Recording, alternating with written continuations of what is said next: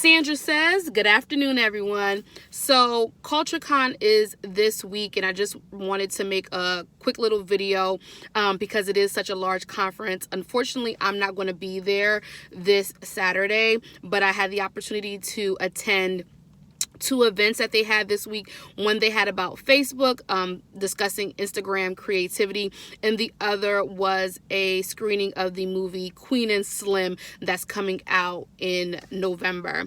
So when you're going to a conference as big as this, and I've gone to a few myself, like really large conferences where there, might be 100+ people, there's an opportunity to meet people everywhere. So while you're in line, while you're maybe getting a snack, charging your phone, that's an opportunity to talk to people. So take the time, open yourself up, even if you're a bit introverted, to talk to people no matter where you are, where you're sitting. If you're going to the conference with somebody, have you and your friend take the approach of maybe divide and conquer. Have them go meet a person and bring it back to the group. You meet someone and bring that person back to the group. And if you are going to the conference alone, it's also another opportunity to meet people who may be similar to you. So take the time. If you see someone with a really nice pair of shoes, tell them their shoes look cute, a nice brooch, a nice top. So take that time to, show yourself off. And for the other person, you can say, oh, I really like that jacket.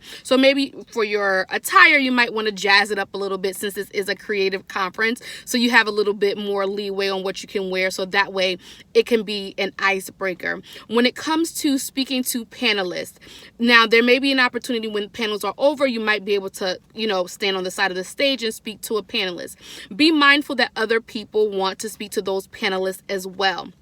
So don't take up all the time in trying to get like a one-on-one mentor session right then and there. And it also puts the panelists in an awkward situation because they see the other people around you wanting to speak to them as well. So just go, ask your one question, make it short and concise and to the point, have your business card ready, and that way you can connect. Now, when it comes to business cards, you want to have your regular, card stock that you can give out, have enough because it is a large conference, but also have a backup as far as digital cards. Swap Card has, digital cards. There's Zoho that has a CRM option where you can just take photos of people's business cards and you can have your own digital card. You can make a real quick one on Canva if you would like and just make a digital card that you can just quickly email or airdrop to people. Make sure that you are well prepared with your comfortable shoes, your chargers, your water, so that way your phone's not dying in the midst of that. Have something where you can take notes. There, of course, going to be lots of gems dropped, so you want to make sure that you take that into consideration. Their hashtag, make sure you're following the hashtag so that way you can see who's going to be there, who's talking about it, who's where. You want to use these elements that they're already giving you to follow along. And because it's so many people, it can make some people anxious. So you do want to pace yourself. Look over the schedule ahead of time, figure out who you want to meet, who you want to talk to, and have kind of a game plan. And so that way, not when you get there, it's like, okay, where am I going to go? What am I going to do first? So take the time and understand since there is going to be people there, you might not be able to do things as quickly. So, tap into that extra bit of patience that we all need. Patience is a virtue. So tap into that patience when you're dealing with this. Conferences are great, especially when you can learn something as well as network with people in your field. And especially if you're not necessarily in the same industry, there are people that you can meet. And don't only try and network with people who say are higher above you. Network with people who are, say, laterally from you. So if you're a marketing coordinator, meet the other marketing coordinators. If you're in product development, find out the other product development folks. So that way you guys can also exchange ideas and keep abreast of what's going on in that particular industry of yours or that skill set that you have. And it's good to have a great time. Also, your LinkedIn, make sure that is up to par.